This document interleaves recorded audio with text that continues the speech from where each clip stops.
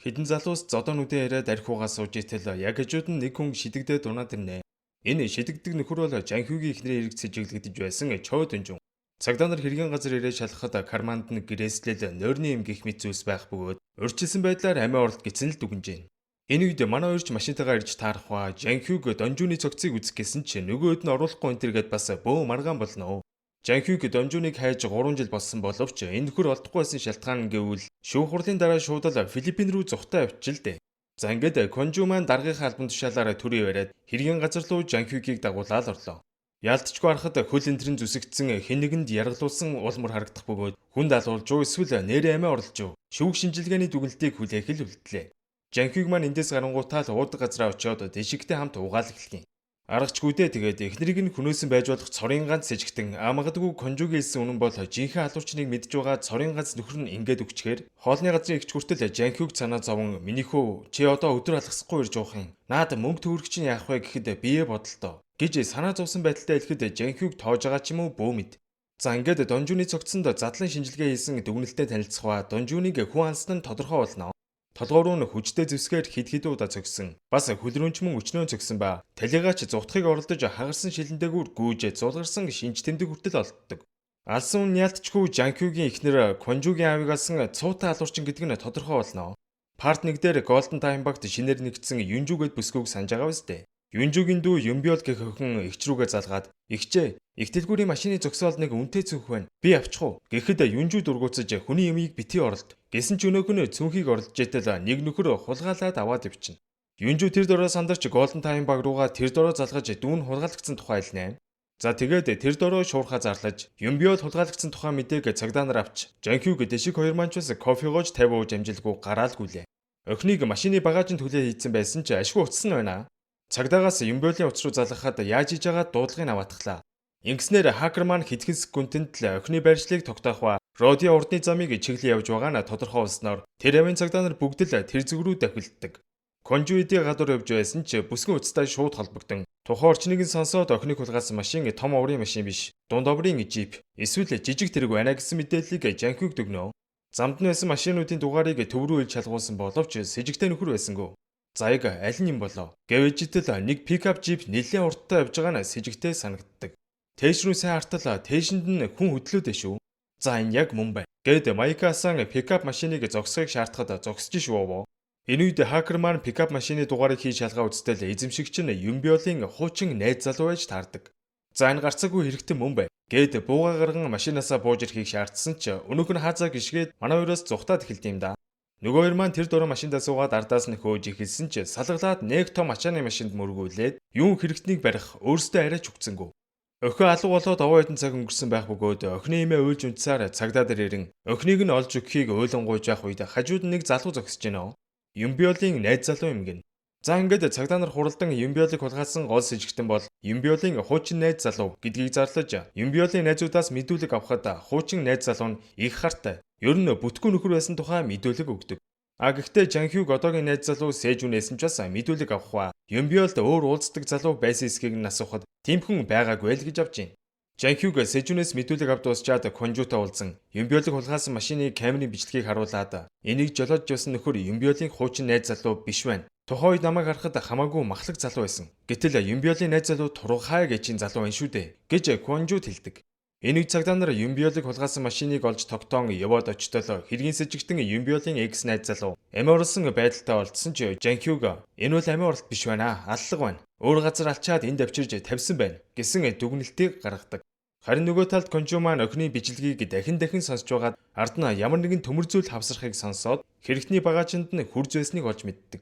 Конжу шууд л Юмбиолын одоогийн найз залуу Сэжүнийг хардаж эхлэх ба цагдаагийн газар хальт тарах үедээ өмд нь шороо болсон байсан сэжигтэй санагдан хакерт Сэжүнийг судал гэсэн үүрэг өгөөд өөрөө мань нөхөрлөө залгаад Юмбиолын эмээд юм өгөх гэсэн гэдэг нэрийдлэр машиных нь багажийг онгойлгуулсан ч хурж байсангүй.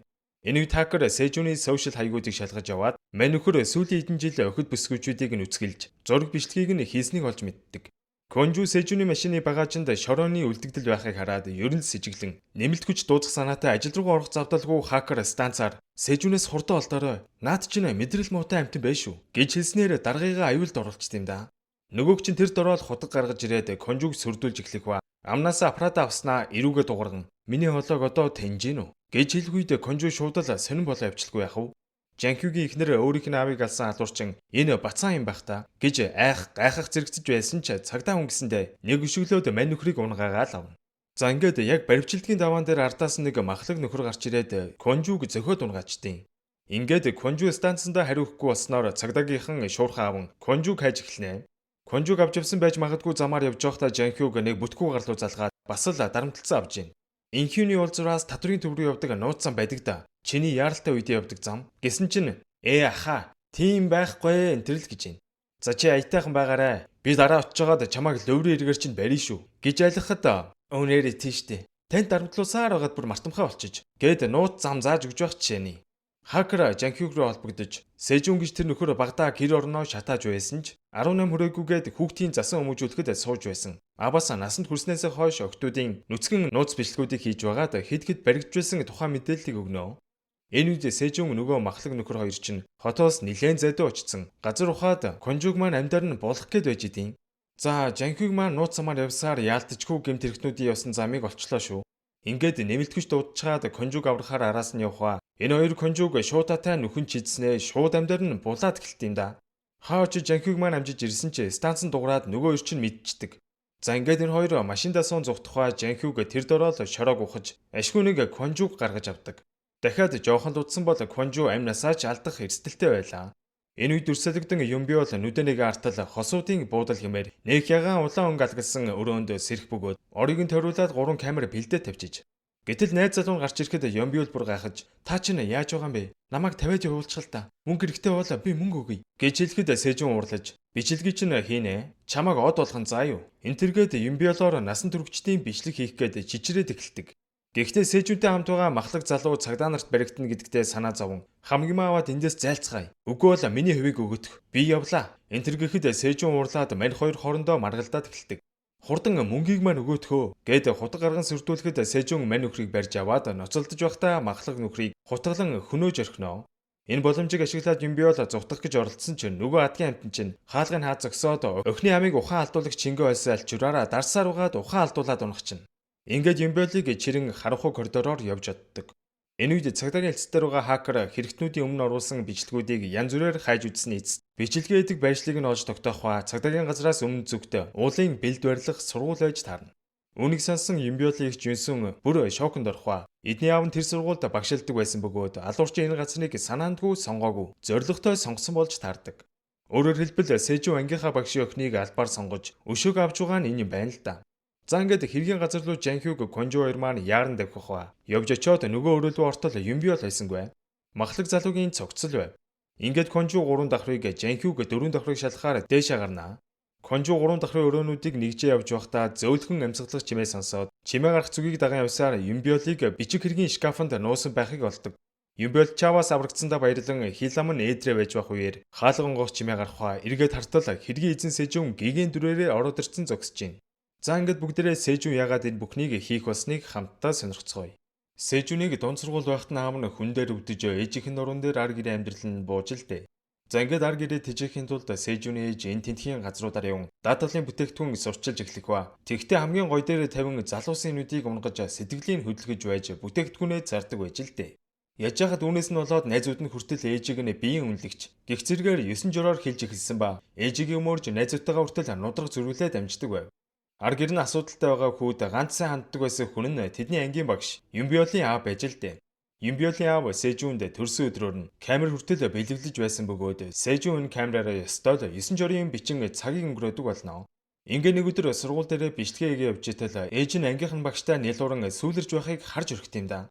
Тэгэд бүр болоогүй. Өвчтөө нөхрөө муулж хүүгээ хүртэл гай болсон амтэн. Гэх зэргээр багшд нь ам хураагүй муулж байхыг сонсоод Сэжүн ээждээ үнэн голоосоо гомдсон юм байна. Удалгүй аав нь өнгөрж нэг өрөө Сэжүн ээжигээ үзэн ядахта өрөөнд нь гал тавин ээжиг амьдаар нь шатаан хөнөөсөн байдаг. За тэгээд энэ бүх явдалд ангийн багшигаа буруутхан бага охноос нь өшөөгөө авах гэж байгаа царай нь энэ юм байж. Тэгснэ утга бариад Конжуг алах гэж дайрсан ч цагдаа хүн шүү дээ. Юу гэж тим амар хутгалуулах бас л нэлийн үзэлцлээ. Дааж гар усан яаж чадахгүй байсан учраас гэмт хэрэгтний сэтгэл зүгээр тоглохоор шийдэж чи бол арчаагүй амтэн Чиний ийм байгаа чинь чамтай л холбоотой заа юу? Чи удахгүй шоронд орно. Тэгээд тэндээ ялцарч өхнө. Гэх зэргээр овоо цаг авч явах хоорондоо Жанхюг тустаас их чимээнээр 3 давхар руу буугаал ирлээ. Гэтэл энэ нөхөр сургуулийг тойруулаад химийн бодисуудаар тесрэг бөмбөг бэлдээд тавьсан байдیں۔ Тэгснээ бүгдээрээ хамтдаа өхнө. Би ганцаараа өхгүй. Энд тэргээ солиорж байхад нь Жанхюг буугаа чиглүүлсээр орж ирэх ба. Наадхаа газар тавь. Гэт анхааруулж байх хооронд өнөөгч нь нэг лонхтой бодис авч идснэ. Сургуулийн дээвэр рүү гараад гүйчлээ. Жанхюгчаас араас нь гарч гүөх ба Конжу станцаараа Есүнтэй холбогдож дүүн амьд минь даврагдсан тухай хэлж ихчийн сэтгэлийг ашгүйнэг амраадаг. За ингээд Жанхюг дээвэр дээр гартаал өнөөгч нь би энэ сургуулийг дэлбэлээд хайчих шүү аа. Нөгөө хоёр бүсгүйгээ авармаар байвал наад бууга газар тавь. Гэд бахаар нь хийснээр нь л хийлээ. Тэгээд бууг нь авах гээд тонгоох үед тесрэг бөмбөгнийх нь удирдлагыг өшөглөөд холдуулж чаднаа. Өнөөгч нь бууга чиглүүлээд чи сая доор томроод байсан. Одоо ингээд миний өмнө гөлгөнж байгаа биз дээ. Гэд бахаар нь чи чадах уу? Чам шиг арчаагүй юмнууд чаддгүй юм гэж хэлэхэд нөгөөгч өөрийгөө би бол хохирогч манай ээж манай ангийн багш гээд тэр заваа юмнуудыг харсан болохоор л би ингэж байгаа. Энтергээд солиорж байхад нь Жанхюг нөхрийн бууг булааж аваад хид хид гөвшөөл хайчлаа. За тэгээд манай хүн мань нөхрийг цус нүчтээр холжоод сургуулийн дэврээс шиднэ гэж айлгахад мань нөхрийн амиа алтгаас айж байгааг хардаа. Чи олон эмэгтэйг доромжилж гомдоосон. Бүгднгээс нь гимшиж амьдэр. Бас ээжээсээ ч гисэн гэж хэлээд мань нөхрийг цагдаа нарт хүлээлгэ өгнө. Юмбэл чөрхи өөрийг намарсан цагдаа нарт маш их баярлаж ирээдүйд өөрсдөө адилхан цагдаа болмоор байгаагаа хүртэл хэлнэ. Нөгөө нөхөр чинь цагдаа нарт баригдсан явж явах үедээ би өвхвөл миний өхөн хорвоод орь ганцаараа үлдэнэ гэдэг үгийг бовтнох үед Конжу энийг сонсоод бүр шок. Яагаад гэхээр аав нь алуурчинд алуулах үедээ энэ үгийг хэлэн амь гууж байсан юм байна л да. Тэр доороос ээжүүн дээр очин ахиад хэлээтх. Чи наад үгээ яаж сонссон юм? Алив хэлээтх гэхэд цастай шөнө би бичлэг хийгээ явж итэл инхионы гудамжинд нэг хүн настаа цогдааг зодж исэн. Тэгээ бүр гартаа төмөр тухаатай байсан. Бас эрүүний ясан дуурч байсан гэж хэлэхэд Конжу алуурчны царайг харсан уу гэхэд их тод харсан. Хэрвээ та миний ялыг хөнгөлж өгнө гэвэл тэр өдөр хийсэн бичлэгээ өгье. Гэд ярилцаж байтал нөгөө цагдаа нар чинь хэрэгтнийг авч явна гэж дундуур нь орж ирээд яриаг нь тасалдаг. Конжууд одоо л жинхэнэ алуурчныг барих ихтгэл найдварыг очаасаж Жанхюгд энэ талаар дуулган манайх хоёр төв байрандаа байжиж байгаад энэ нөхөртөө тухтай ярилцахаар шийдэн цагдаагийн цуваг даган явна. Америкт 3 жил байхдаа би өдөр болгон алуурчны хоолойг сонсдог байсан. Ганц гэрчээ саяхан алуусан. Одоо энэ залуу бидний найдвар болчлоо. Гэхэд Жанхюг тайвшраа. Төвдөр аваачаад угаасаа байцаах хангалттай хугацаа бий. Гэд явж явах үед урд нь явж байгаа цагдаагийн машины бензин дуусч идэм да. Уул нь өглөөхөн л дүүрэн байсан да. Гэд гайхсаад шатхуун түгээг үрлээ явж явах замд яж хахад машины шалан дээр нь гавны түлхүүр байхыг сэжүү харчихна. За тэгэнгуутаа нөхөрөө зайл гаргаж гид сүвдэд байна. Энтергээд бахаар нь шатхуун түгээг үр дээр зогсож бензинээ авч явах үедээ гомөрдөгч сэжүүнийг дагуулад 0 ордог. Манай хоёр шатхуун түгээгүүрийн хажууд зогсоод Жанхюг нөгөө хэдийгээ загнаал эхэлнэ. Та нар ч яасан хайшаа юм бэ? Машиныхаа бензинийг дүүргэчихгүй. Гэхэд нөгөөдөл нь өглөө ууланд дүүргэсэн байсан юм уу? Бензин ингэж хідэд байгаа юм байлгүй гэж хэлэх бөгөөд нөгөө талд гомөрдөгч утсаар ярих гээд мань нөхрийг 0 дүлдээгээд гараад явах үед Сэжүүн нөгөө түлхүүрээрээ гаваа судлаж байтал нэг костюмтай нөхөр цонхоор орж ирснэ. Мань Сэжүүнийг хоолоогоор нь боомлон хөнөөж эхлэх ба бодвол аллагыг харсан сэжигтэн болохоор амийг нь хааж байгаа мó да янзэн. Энэд Конжу Сэжүүний хоолоо бомлогдож буй чимээг сонсоод нойлын өрөөнд дэрэн хаалхайг нь татсан ч байдгүй. Энэд костюмтай нөхөр Сэжүүний дээрээс бензин асгаж яснаа амьдаар нь шатаагаа тайчин. Манай таалхайг нь онгоолгох гэж үтсэн ч онгоодгүй. Тэгээ бүр дотроос нь утаас суунаг над эхэллээ. Арай гэж онгоолгоо ортол Сэжүүн бараг шатаад дуусч байдаг шүү. За ингээд манай хоёрт алуурчныг зааж өгөх гэж байсан гол гэрч маань инхүү амнасаа алдснаар арай гэж хэргийн захаас мушгаал алдлаа да. Конжу шууд л гэмтэрэгтэй тэмцэх хэлцээхэн дуурлаж ганц хэрэгтэг аятайхан харж чадахгүй алуулчлаа. Гэж бухимдахад хүнд гэмтэрэгтэй тэмцэх хэлцээ ахлах тэм өрдөгч. Наад чинь амиа урлалт байна. Юу аллах? Битгий димээрэд бай. Гэд тэнд хэрүүл уруул гархаа шахлаа. Конжу Жанхюг тандаж Сэжүүнийг сая яалтчгүй алчлаа. Ганц гэрчийн амийг хааж байгаа л тоо. Эдний машины бензиний авахлахыг нь цоолцсон байна. Тэгснээ тэр гавны түлхүүртэй байна гэдэг байж болцсошгүй зүйл. Чи бодоод үзэлдэ. Яалтчгүй зохион байгуулалттай байна. Цагдаа нар дунд урагч байна гэж хэлэхэд Жанхюг хэлэгч үгүй боллоо өрхий. Нэрэл эргцүүлээ бодоход Конжугийн хэлсэн ортой бололтой. Өдөр тэм өрдөгчийн гар ямар нэгэн зүйлд зүсүүлээд цус болцсон байхыг гинт санаад тэг ер нь л сэжиглээд эхэлдэг. Манай хоёр тэр явыг харсан ч яг тэр барилгад камер байсангүй.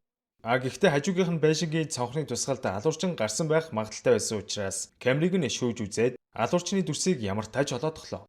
Энэ үе Жанхюг энэ алуурчин өсгийгөө төрүүл тавьж байгаа нь Ахилийн шүрмсөө тасдуулсан хүн ингэж гიშгдэг. Гэд нэлээд чухал зүйлийг анзаараад тахлаа шүү. За тэгээд энэ бүх хэрэгтээ цагдаа нар холбоотой нь ойлгомжтой болохоор энэ бичлэгийг бусдаа үзүүлэхгүй байхаар шийдэн өөрсдөө энергийн ардаас явж эхэлнэ. Нэрэл Жанхюгийн хардсан үнэн бололтой. Тэмүрдэгч ийш тийш гүлцэн харж байгаад нэг хүнтэй уцаар ярих бөгөөд амсандаа хүрээрээ дахиж битгий над руу залгаарай гэд нэг учир битүүлэг юм яриад идэв. За ингээд энэ тэдхийн баас сав таньж мэддэг этгээд үзээсээ асууж сургалсны эцэс өсгийгөө төрүүлж тавин сонио алхахтын нөхөр фантазиа хэмээх нэлээд баячуудын ордог бааранд үе ордгийг олж мэднэ. Ингээд тэр газар нь явж очиод менежер бүсгүйг нь хар тамхины эргээр нь шантаажилж байгаад алуурчны талаар асуухад GDP гэдэг компани хүн гиснээс өөр мэдх юм алгаал гэж хэлдэг. GDP нь Солонгостой нэлээд том барилгын компани бөгөөд манай өвч бүр нэлээд том юмтай орооцолтлоо шүү.